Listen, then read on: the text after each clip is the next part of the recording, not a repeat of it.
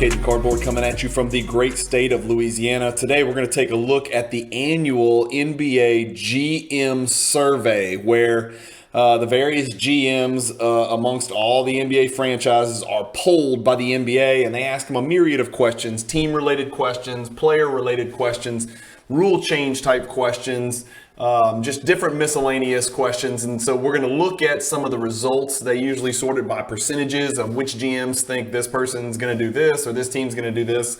So we're going to get started with some of the team stuff first. I've got it pulled up on the screen here. I'm going to share it with you. Of course, you start with a great picture of my guy Giannis and his massive biceps. Again, I'm so jealous. Wouldn't it be nice to be 6'11" with arms like that? It sure would make life easier, and I would be in somewhere in Iceland playing, even at the age of 48, if I look like Giannis. Which NBA team will win the 2023 NBA Finals? And I'm actually a little bit surprised because I'm about the biggest Bucks fan that there is in the world, and the Bucks got 43% of the votes from the NBA GMs. That is shocking to me. Again, this is not going to be the first time I'm going to show you this, but if you look right here, it always shows you the results of the poll from last year. And last year, 72% said the Nets, and the Nets were an absolute dumpster fire. So I don't know if this is a jinx like the Madden cover or whatever, but the GMs think overwhelmingly that the Milwaukee Bucks have the best chance to win the 2023 NBA Finals. I personally would choose the Golden State Warriors, given that they won it last year. Klay Thompson's going to be healthier. Steph may have a slight decline, but that's okay because he's still so high up on the hierarchy of NBA players. And then that young core with Moody, Kuminga, Jordan Poole coming along, and then most importantly, the fact that they've got a healthy James Wiseman who's shown flashes of being an extremely relevant, true 7-foot versatile defender and an offensive player in the NBA. Adding that into the mix is absolutely an embarrassment of riches. I gotta believe that the Golden State Warriors have the best chance. I also say that because I'm going to be one of the very few people that says the East is better than the West. In my opinion, the East has more potential title contenders than the West does. That's just me. In the West, I think it's Golden State, and I think it's the Clippers, and I don't think there's anybody else. I don't think Doncic got enough help. I don't think the Nuggets are quite there yet, although they're getting closer. I don't think the Lakers are going to pull it all together unless some drastic type of Westbrook trade happens somewhere during the middle of the season and they add an absolute stud third to that mix. But the East is just a freaking problem, man, with Boston, Milwaukee, the Sixers, the Nets. I mean, you can go down the list. All four of those teams, I think, have a better chance of winning it than the Clippers do. And for instance, that's just my opinion. You could see there's the Eastern Conference rankings. Milwaukee 1, Boston 2, Philly 3, Brooklyn 4, which seems silly to me. I think Brooklyn is right there with the Bucks as my second most likely team to win it. Again, the issue with Brooklyn is not necessarily on the court. It's getting on the court. So just a confusing, tricky choice right there. Let's see. Last year, 83% of the people of the NBA GMs picked Brooklyn to win the East. And then let's look at the West. And this is what they think in the West. They think Clippers and Golden State are 50-50, right, to win the West. Phoenix is a very distant third, followed by a bunch of no-chance teams, which I don't necessarily agree with this. I definitely think Denver can catch Phoenix. I think Memphis is way overranked by the NBA GMs, especially with Jaren Jackson out, who I'm not a huge fan of, but he does matter. I think Memphis was smoke and mirrors last year. I look for Memphis to finish in the 7-9 spot this year. That's just my opinion. We'll see what happens. Dallas, it just hinges on Luka. He's asked to do so much. Christian Wood's not the answer. We'll see what they do. Minnesota, I believe, has a better chance of finishing third or fourth than Memphis or Dallas or the Lakers or the Pelicans. So that's the way they rank the Western Conference. What about players? The first question is, the biggest question is, who's going to win the Kia MVP? And I think the answer to this question more than anything is the age-old adage that they don't like to give the MVP to the same guy. They always want to give it, meaning the voters, always want to give it to somebody who's never won it. And so it's really hard to win it twice in a row. It's damn near impossible to win it 3 times in a row. Just ask Giannis. And that is why the 2-time reigning MVP, Nikola Jokic, doesn't even appear in the top 4 options. And so Doncic and Embiid appear 2 out of the top 4. And I think a big reason for that is they've never won it. And, the media always looks to give it to somebody who's never won it.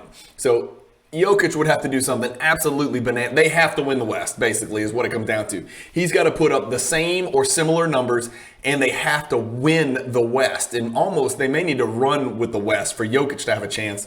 Giannis has had a year off, not getting it, where a lot of people thought that he could have deserved it last year. Top 3 in the voting, if I recall. So Giannis is second on the list.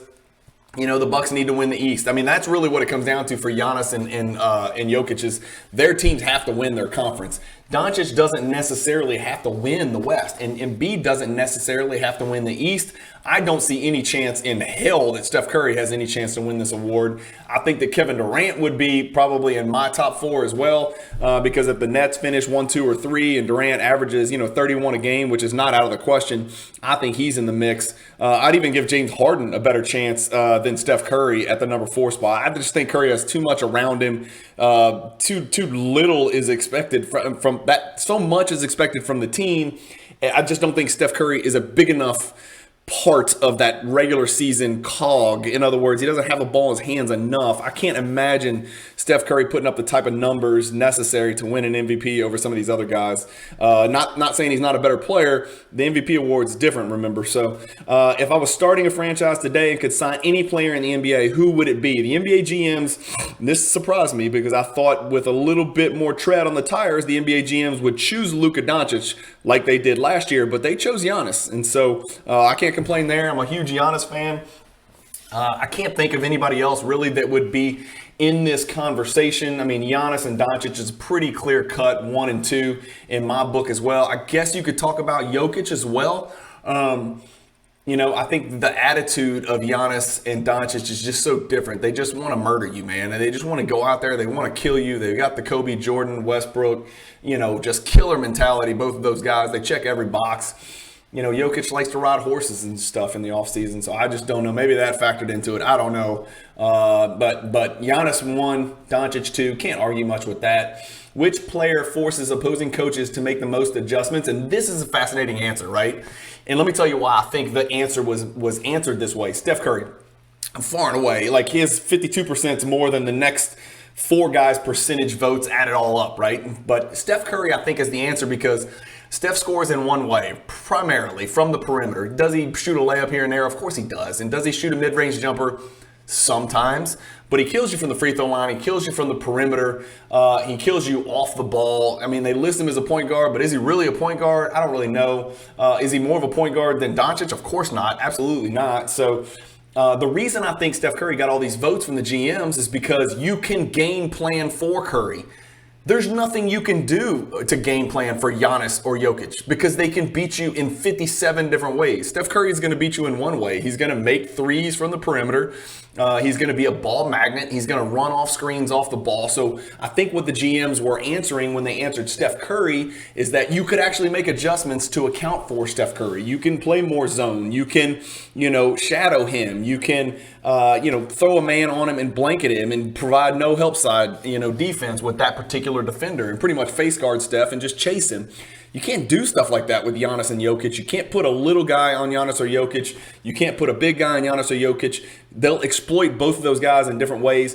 Embiid's the same way. What the hell are you going to do? He's the biggest and the strongest. I mean, he's going to go, he's going to get to his spots, and he's going to score or he's not. There's just not much you can do with Embiid either. And then Doncic has the ball in his hands the whole game. So can you make adjustments to defend Doncic? Yeah, you can, but I don't think his teammates are good enough to where you really need to yet. People have, I think to this point, they've kind of let Doncic do his thing and hope for the best. So we'll see. I don't know. They did surprise and in my opinion, way overachieve in last year's playoffs. But last year's answer was Steph Curry. Kevin Durant's another one that didn't get any votes, who obviously is a freak of nature and impossible to defend. And I think that's the reason. You can't really do anything. You can't really make an adjustment with Kevin Durant that's going to matter or affect him in any way, shape, or form.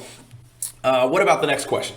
Which player is most likely to have a breakout season in 22-23? The GMs love Mobley. Everybody is all over Mobley. They love Mobley. My answer here would have been the next 3 guys all before Mobley.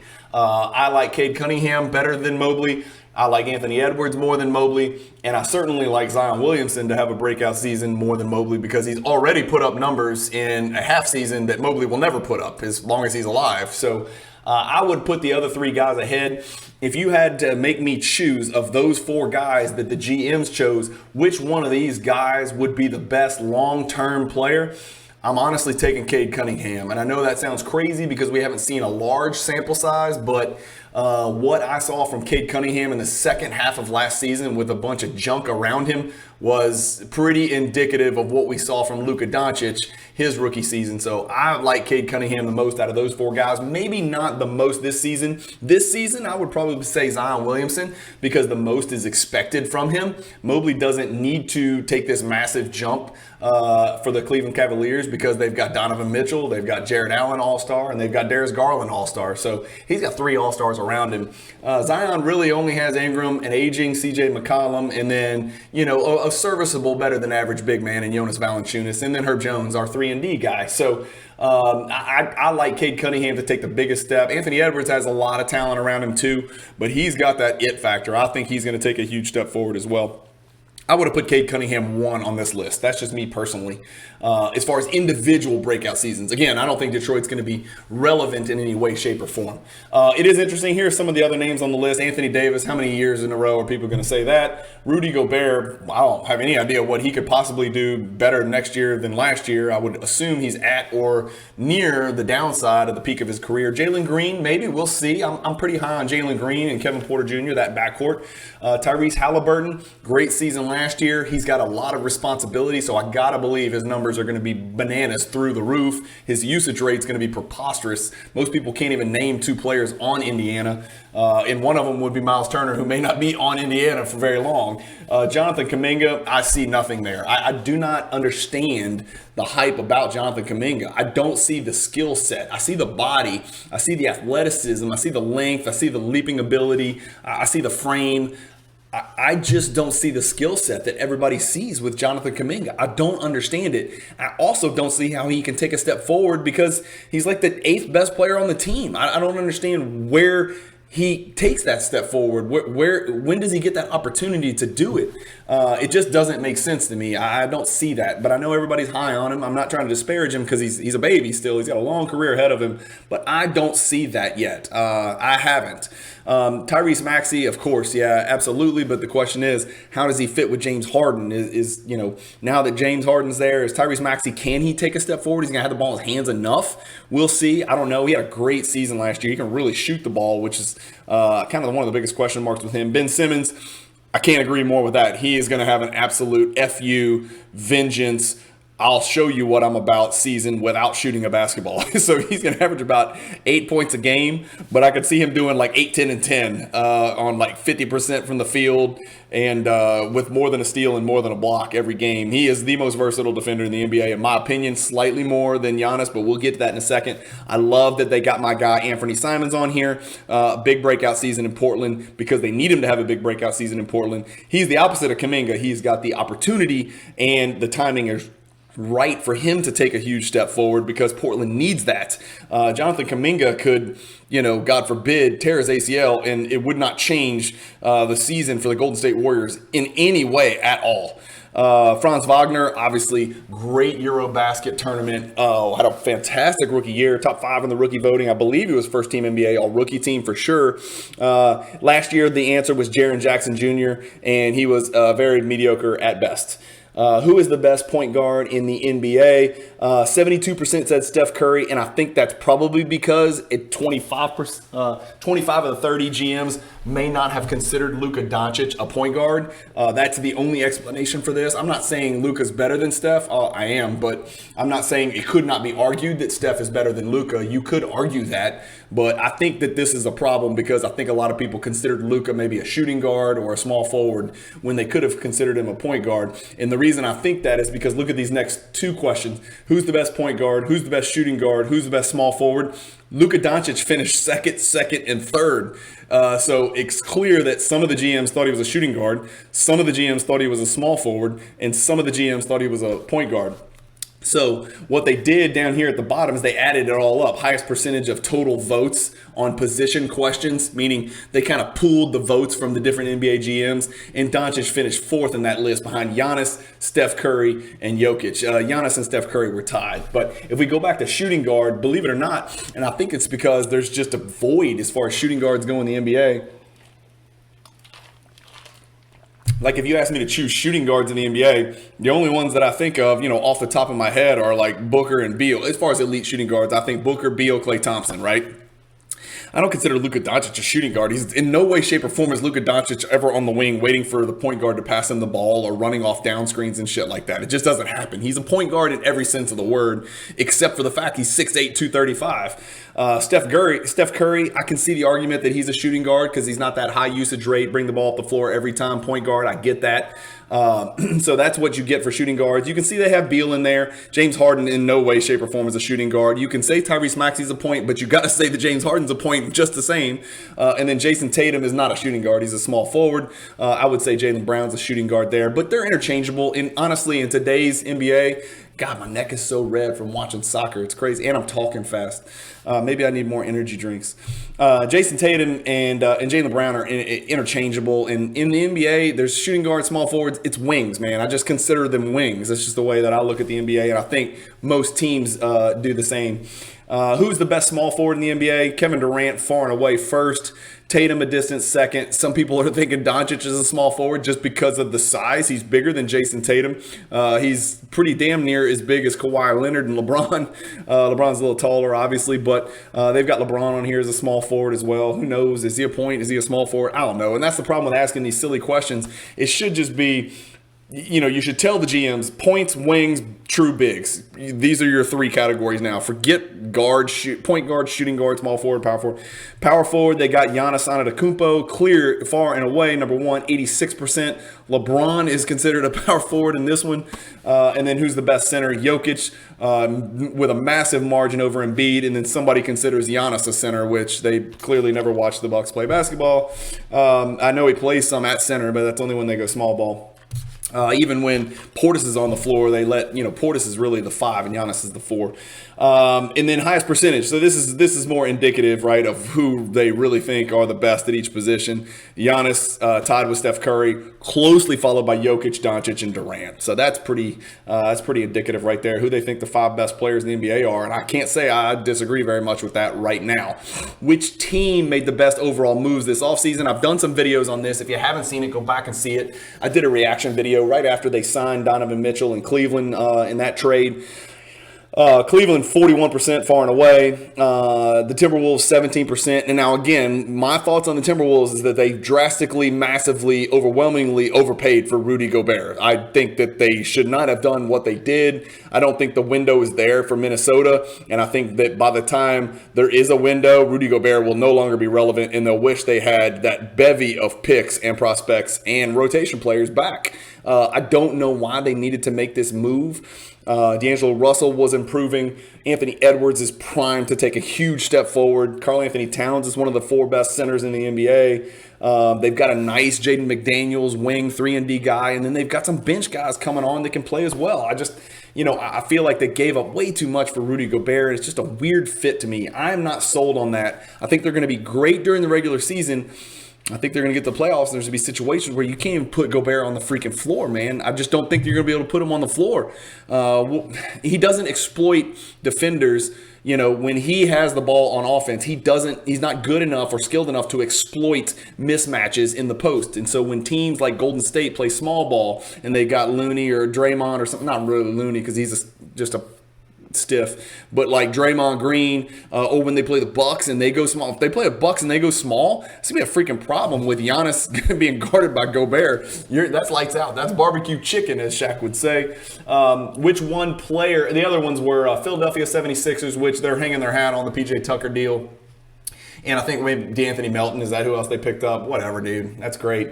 And then the Jazz, like, it's funny because some people think the Timberwolves won, but just as many GMs think the Jazz won that trade. So some people are taking my side that the Jazz actually won that trade. And they didn't get better now, obviously, with Markkanen and Sexton and a billion first-round picks for another decade. But they did get better in the future, and Danny Ainge is notorious for that. Boston should have been on this list. Picking up Brogdon for a bag of chips is a home run. And then the Sacramento Kings should be on this list because they drafted Keegan Murray, and that dude looks like an absolute player. I'm telling y'all right now, Keegan Murray plays at his own pace. He looks like he's been doing it for 5 years, and I say that after watching a few Summer League games and one preseason game.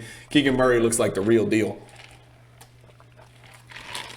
Which one player acquisition will make the biggest impact? Donovan Mitchell, Rudy Gobert, Jalen Brunson, PJ Tucker. That is hilarious to me. And let's not hang our hat on the GM results from this question, because last year they thought little fat Kyle Lowry overwhelmingly was the biggest acquisition that will have the biggest impact. And as we know, Kyle Lowry, the only impact he had was at the Denny's buffet.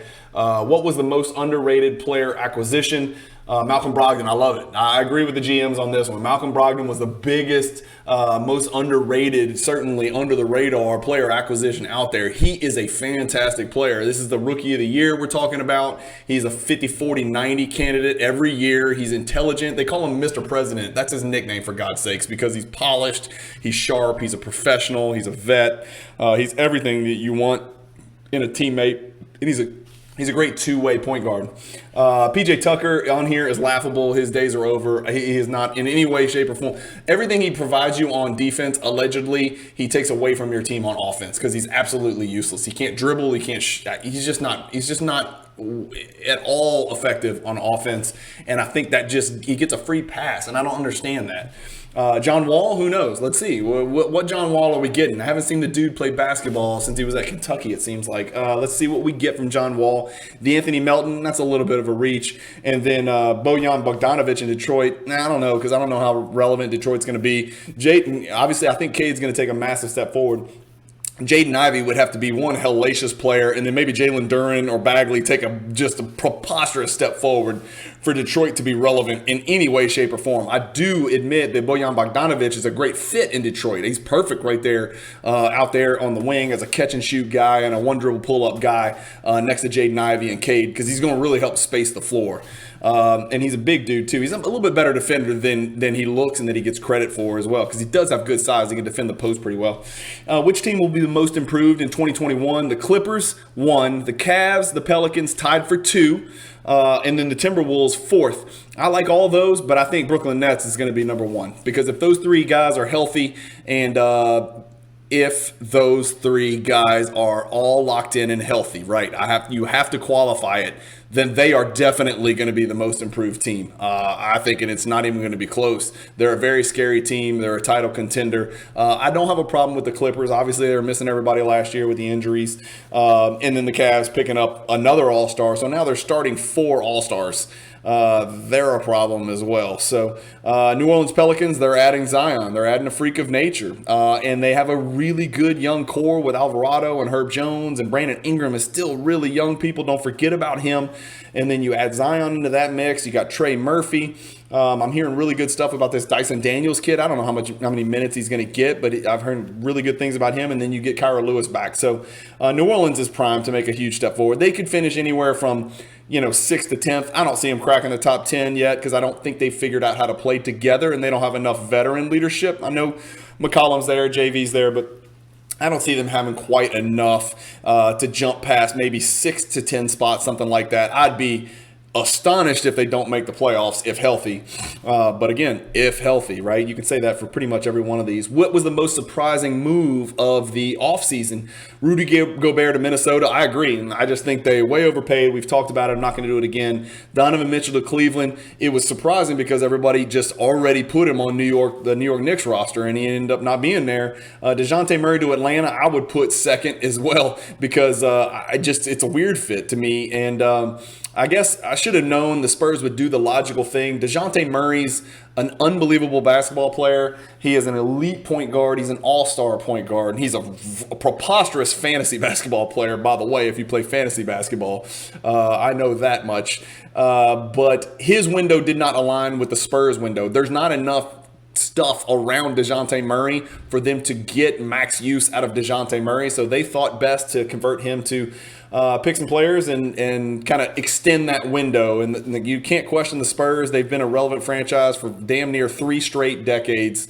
And they've got the titles to show for it in the playoff appearances and the 50-win seasons. So, they're looking to strike gold. They knew DeJounte Murray was good, but they're hoping they get more in return and that it lines up better with their potential window for success. And they're playing, along with the Jazz, they are playing the Victor Wembanyama sweepstakes this year. They are going to try to lose as many games as humanly possible. Andre Drummond to Chicago, whoever voted for that should not be allowed to be a GM in the NBA because that means nothing. Last year was Russell Westbrook to the Lakers. Yes, that was surprising. I would have assumed that would get 100% because none of us saw that one coming. It didn't make any sense. It's a horrible fit. As it played out, we saw he was a terrible fit. I still think he can be a really good player. He can't play in this capacity. He can't do what the Lakers are asking him to do. We got a big, nice picture of my guy Paolo Banchero. Rookies and international. Let's talk about him. Who will win the 2022 Rookie of the Year? I think 80% think Banchero, and that has to do with opportunity, right? Availability and opportunity. He's a big, strong kid. If you saw his highlights from his first preseason game, he's not normal. He yammed one on 2 guys from a very awkward position, goofy-footed, 2 foot, 2 hands, and it's just kind of like, whoa, did he really just dunk that ball? He should have spun back and shot a half hook, but he decided, you know what, I'm just going to leave. I'm going to jump over these 2 nuts between me and the goal, and I'm going to put it on their head. And so he's 80%. My guy that I mentioned, Keegan Murray, is number 2. Obviously, we would presume Chet Holmgren would have altered these statistics a little bit in these votes, but he was injured. And then Jabari Smith finishes 3rd, a very preposterously distant 3rd. Obviously, last year they chose Jalen Green, and they got that wrong. In fact, I think Jalen Green was maybe 5th or 6th or something like that in Rookie of the Year voting, if I recall. I know it was Barnes, Mobley, Cade Cunningham, and I believe Franz Wagner and Giddey would have been ahead of Jalen Green, but I'd have to go back and look at that voting. But certainly the GMs got it wrong last year, and so who knows, they may get it wrong this year. I do know this, every bit of opportunity that Paolo Banchero has, Keegan Murray has the same opportunity because the Sacramento Kings need a reason. They need a player to put the damn ball in the basket, and they don't have it, right? De'Aaron Fox and Sabonis is not enough. Adding a dynamic wing like Keegan Murray, who's got a prototypical fantastic wing size and just a great feel for the game, I really think Keegan Murray's got a shot at this Rookie of the Year stuff. Which rookie will be the best player in 5 years? Banchero and Chet Holmgren are 1-2 right there. So like I said, you got to believe that some of the GMs would have been split and maybe picked Chet Holmgren either to win Rookie of the Year or at least be in the mix in the prior question. Jaden Ivey from Detroit.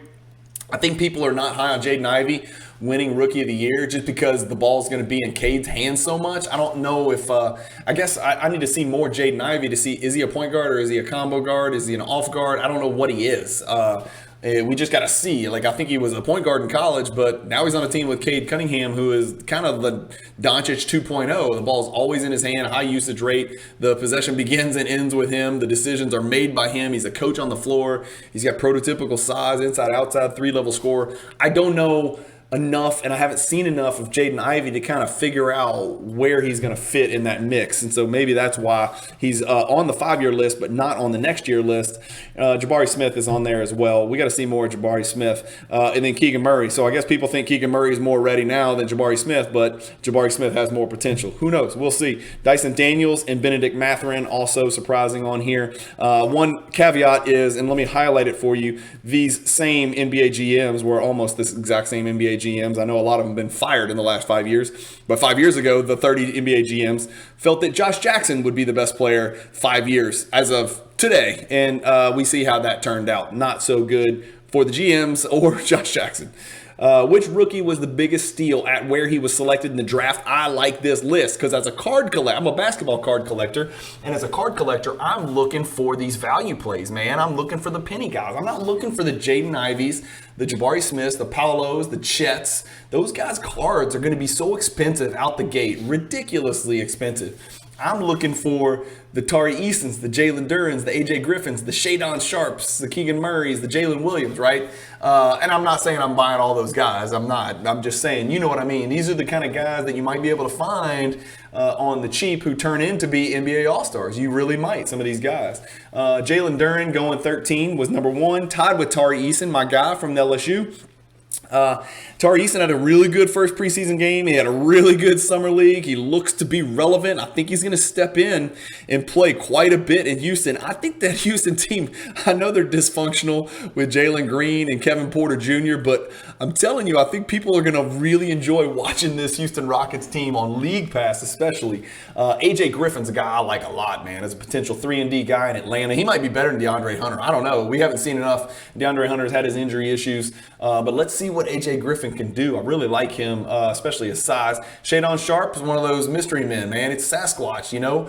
NBA scouts salivated over him at the Kentucky practices. He was theoretically at Kentucky, but he never played a game as far as I know. But here he is in the NBA. He's on the Blazers. They need wings. You know, Jeremy Grant's there, but they're going to need wings and shooting guards / small forwards. And so Shadon Sharp may get an opportunity. There's Nasir Little's there as well. There's a bunch of other wings over there. So I guess Portland just needs to figure out what they're going to do going forward with that core. Jaden Ivey, Keegan Murray, and Jalen Williams. I really like Jalen Williams. Yes, that Jalen Williams. There's a Jalen Williams with a Y. There's a Jalen Williams with a Jalen, both on Oklahoma City. PR nightmare for the public relations team at Oklahoma City to distinguish between those two dudes. This Jalen Williams, I think, is going to be an absolute stud. I think he went to Santa Clara. I might be wrong on that. It's either, I think he went to Santa Clara. Or is it St. Mary's? I can't remember. I think it's Santa Clara. But big, strong guard. Really like a good feel for the game. And then also receiving votes. We got a bunch down here. I'm not going to go through all those guys. Last year was Jalen Suggs. That was the rookie that was the best steal of the draft. And he did not have a good shooting rookie season. Who's the best international player? Giannis by far. More than double the votes of Doncic. That surprises me. Not that Giannis has won, but that the disparity was so large. Jokic is third. That surprises me considering he's gotten 2 straight MVPs. So apparently some MVP voters disagree with the NBA GMs. I don't think there's anybody else that would even be in this conversation. It's clearly those 3, and I don't think there's anybody else that's even remotely close. I guess Joel Embiid could be close, but I don't know if anybody thinks Joel Embiid's better than Antetokounmpo or Doncic. And Jokic plays his position, and he's gotten the MVP 2 years in a row. So I don't know how Embiid would sneak on the list. Who's the best international player not in the NBA? Victor Wembanyama. He's playing tonight. I've actually got a podcast with 5 card guys that I'm real excited about tonight at 8:30 Central Time. I've got my son DVRing. Victor Wembanyama plays against G League Ignite, which is Scoot Henderson. So it's the projected far and away consensus Victor Wembanyama, projected number 1 pick in next year's draft versus Scoot Henderson, who is the projected number 2 pick in next year's draft. So that's going to be must-see TV. But look at number 2 on this list. Is that the same Nikola Mirotic that used to play for the Bulls that Bobby Portis punched in his face and broke his jaw? I can't believe that guy's not older and he's still the second most relevant international player. That seems odd to me. That really just seems odd to me. I can't believe he seems like he'd be like 38 years old or something like that. Maybe I'm wrong, or maybe it's a different Nikola Mirotic. I haven't really looked. But last year, Nikola Mirotic was the consensus number 1 best international player not in the NBA. So interesting, really interesting stuff right there. Who's the best defensive player in the NBA? Giannis 1, Draymond 2, Gobert 3. That's odd. Marcus Smart's not mentioned. You know, the guy that somehow won Defensive Player of the Year is not even mentioned. And guess what? He's not even in the others receiving votes. Bam Adebayo, Drew Holiday, Kawhi Leonard, Ben Simmons, who should have been probably 1 or 2 on this list, and then Andrew Wiggins. That's funny. The Defensive Player of the Year is not one of the 10 or 7 or 8 best defensive players in the NBA. That's odd. I've been saying it for a long time that Marcus Smart's defensive prowess is he's a good defender, but he is not the best defensive player in the NBA. And it's not even close. And apparently the GMs actually agree with me on this one. Who's the best perimeter defender in the NBA? Anybody who's watched basketball who thinks Marcus Smart is a better perimeter defender than Drew Holiday doesn't watch enough basketball. Go watch more basketball. Drew Holiday, far and away better defender. Kawhi Leonard, far and away better defender. Michael Bridges, far and away better defender. Not to mention more versatile. I'm just done with the Marcus Smart, defensive legend status. I don't get it. I'm not buying it. You're not going to convince me to buy it. I've watched a lot of basketball. I realize he's a pretty good defender, and he tries really hard, and he slaps the floor and he flops and he hits the floor all the time. That's all great. But Drew Holiday, Kawhi Leonard, Michael Bridges, Paul George, Ben Simmons, all of those guys I'm taking over Marcus Smart any day, all day. No question about it. Who's the best interior defender in the NBA? Rudy Gobert, one. Can't argue with that. He blocks everything. And if all you're asking him to do is protect the rim, Rudy Gobert is number one. Giannis is number two, a distant number two. Draymond is number three, which is dumb. Joel Embiid is a much better interior defender than Draymond Green, so I don't know what these guys are doing.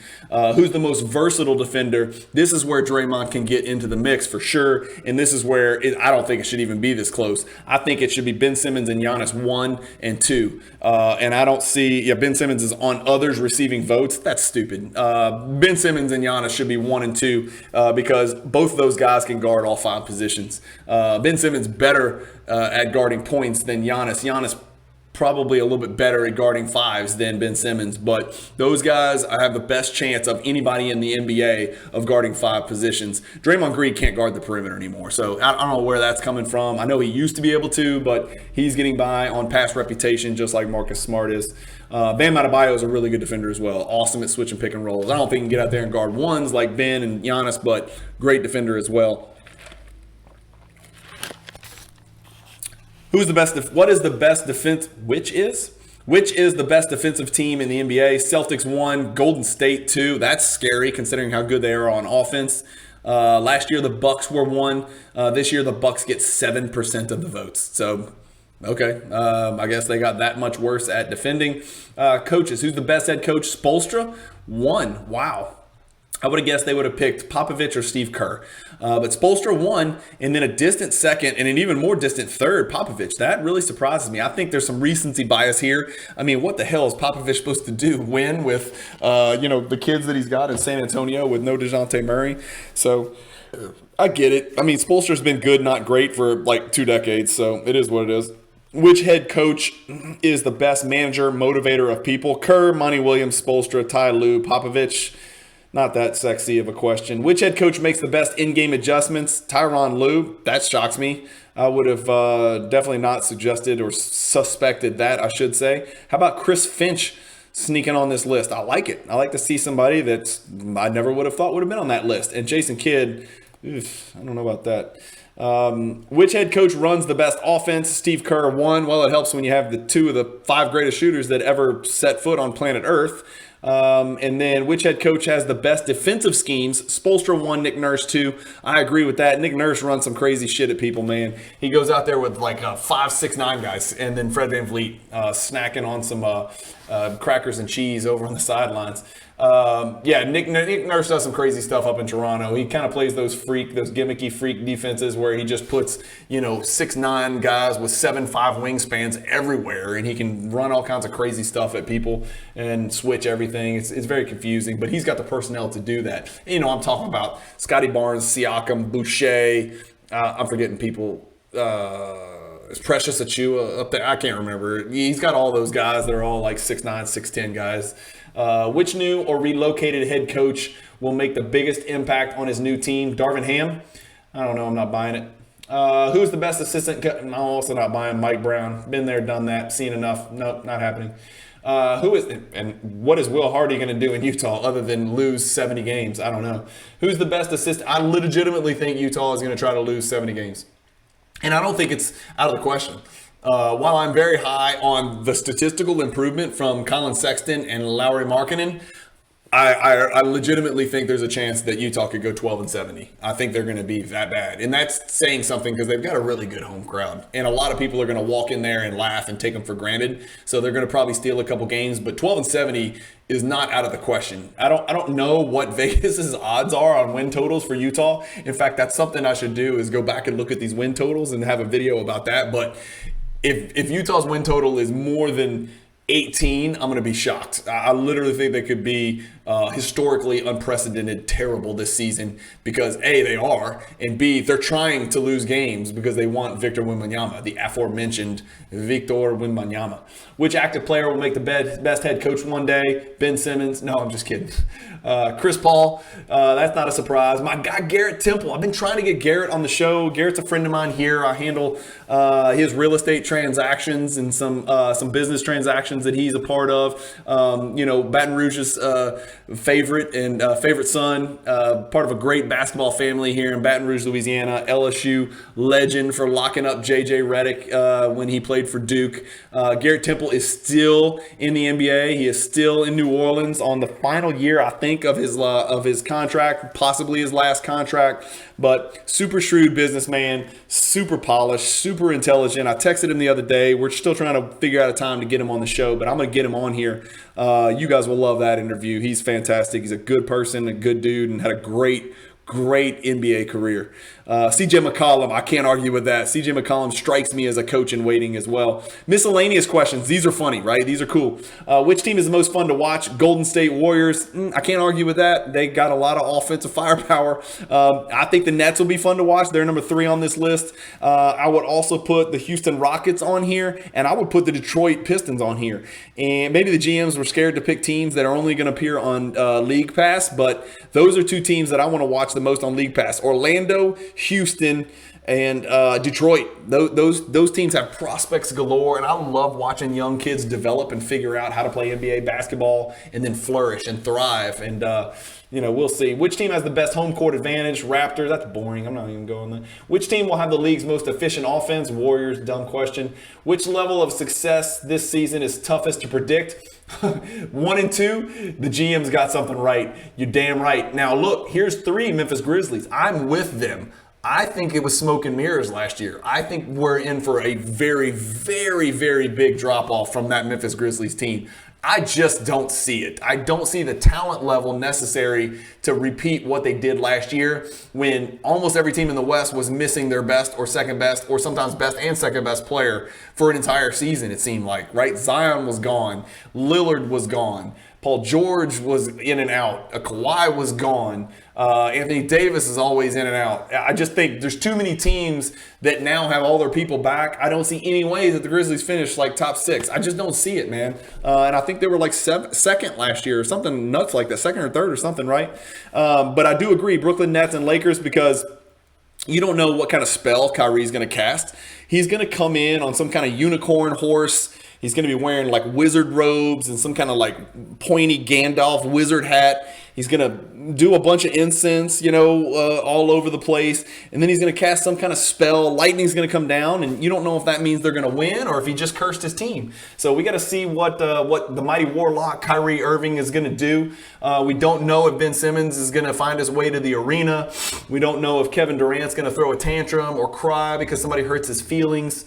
So I agree. The Brooklyn Nets are impossible to figure out. And then the Lakers are tough because we don't know what's going to happen with Anthony Davis being on or off the floor. It's the same every year. I'm so tired of hearing about him. And then we don't know what they're going to do with Westbrook. They could turn Westbrook into 3 really good win now players, and the Lakers could be really, really good if Anthony Davis is healthy. So the Lakers are tough to predict as well. I agree with both of those. Which team has the most promising young core? Cleveland 1, Grizzlies 2, Pistons 3. I would put Pistons ahead. I would put the Rockets ahead of the Grizzlies. I would put the Pelicans ahead of the Grizzlies with Zion and Ingram, and then 3 pretty decent players in Alvarado and Herb Jones and Kyra Lewis and Trey Murphy and those guys.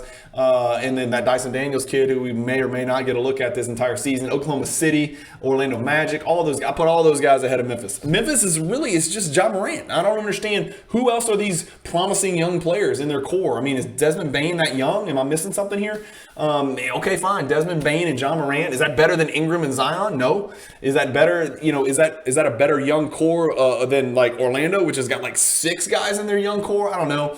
I guess it just depends on how you evaluate that question, because, like, honestly, the Magic and the Thunder have like 8 prospects. Like, that's a bigger, broader core. You know, none of them may end up being as good as Ja Morant, but there's so many to choose from that you would think 2 or 3 of them would end up being really good NBA players, but who knows?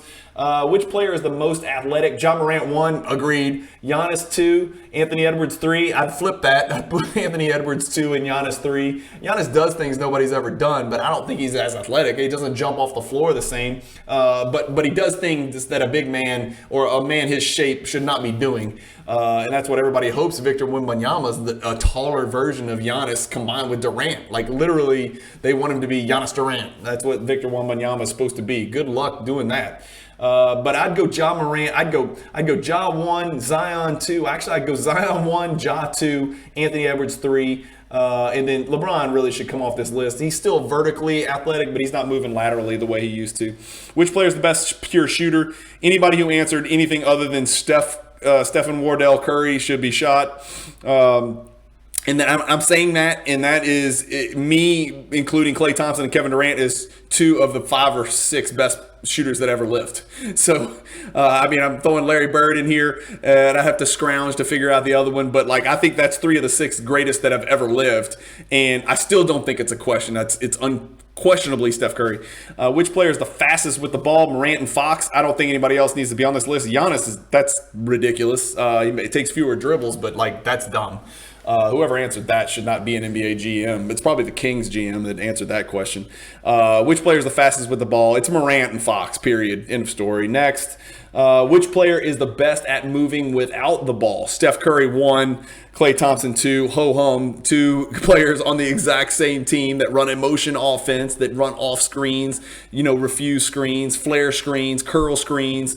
Just miserable zipper cuts. Everything about that team reeks of basketball IQ and moving intelligently without the ball. So, yes, I agree with that. Luka Doncic got votes for best at moving without the ball. That is, when's the last time you saw Luka Doncic without the ball? That's the first question I would ask. They should have a question, which player always has the ball? And it's going to be Luka Doncic 1, Harden 2, LeBron 3. Which player is the best passer? Jokic, Doncic, Paul. I think LeBron's a much better passer than Chris Paul. I'm probably in the minority on that, but I do. I think he is. Jokic is tough to argue with. The way he passes and the flair that he puts on his passes is a big deal. Luka Doncic, same thing. Again, Doncic, Chris Paul, LeBron, you could go any way. Steph Curry, no, is not even in this conversation, in my opinion. Which player is the best leader? This is interesting. Chris Paul, number 1, with 0 titles. Steph Curry, LeBron, Giannis with a bunch of titles. And then I like the fact that they put my guy Dame Lillard in here. Hell, if you could put Chris Paul in there who never wins anything, then why can't you put Lillard who never wins anything? Lillard does everything the right way on and off the court, and he's a pro's pro, and that's part of the reason I collect his basketball cards. Also receiving votes, Jimmy Butler, Draymond Green. Interesting. Draymond Green ran Kevin Durant out of town, so that's one way of leadership. Who is the most versatile player in the NBA? Giannis, we shouldn't even have a second option. Which player has the best basketball IQ? LeBron, can't argue with it. Even though Jokic is brilliant and he's magical, and you see flair and and you see it with Doncic as well, like Larry Bird type shit, Magic Johnson type savant stuff. Like, we're talking genius level IQ, basketball IQ. LeBron is still got to be number 1 on that list.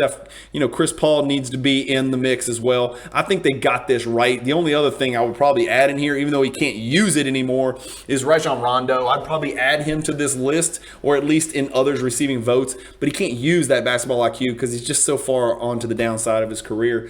Which player would you want taking a shot with the game on the line? This is funny. We did a video, Coach Pixley and I did a video on the Luka Nation Network. Go check it out if you haven't seen it yet. It was basically closers. Who would we want to close games throughout the course of NBA history? Well, they're looking at players that are in the NBA right now. Steph 1, Kevin Durant 2, Lillard 3.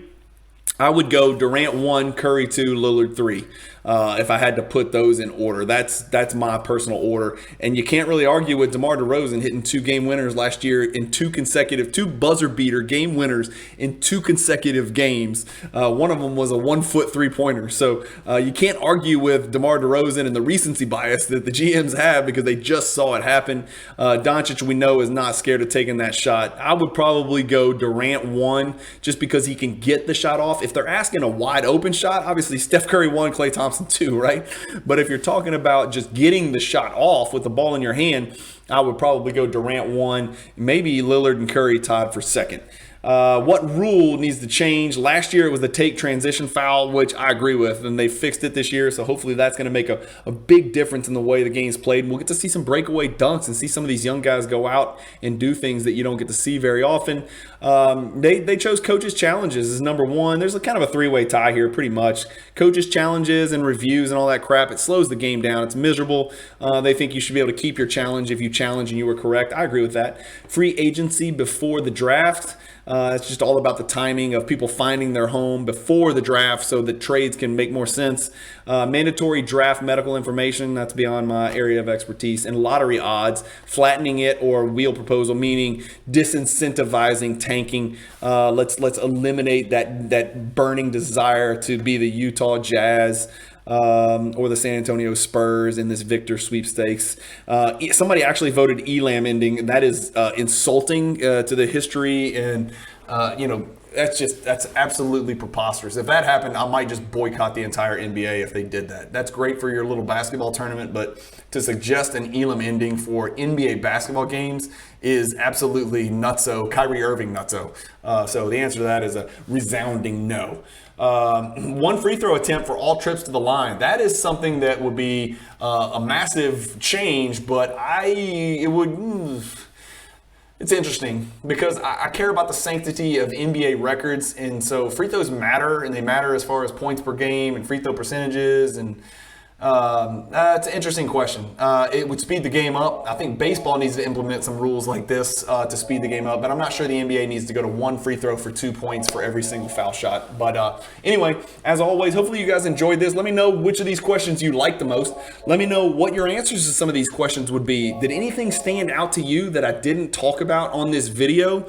Are there any, am I crazy? I always like to hear when people think I'm crazy, and I do say some crazy stuff, but no one's ever accused me of being inside the box, but at least when I talk on camera, you're going to get my truth, or at least my version of the truth, what I truly believe, and I'll take the heat that comes with it. So let me know what you think about this GM survey. Let me know how dumb some of these GMs are or how brilliant some of these GMs are and what you do and don't agree with. Anyway, as always, thank you guys for watching. Keep collecting, stay positive in the hobby, and peace.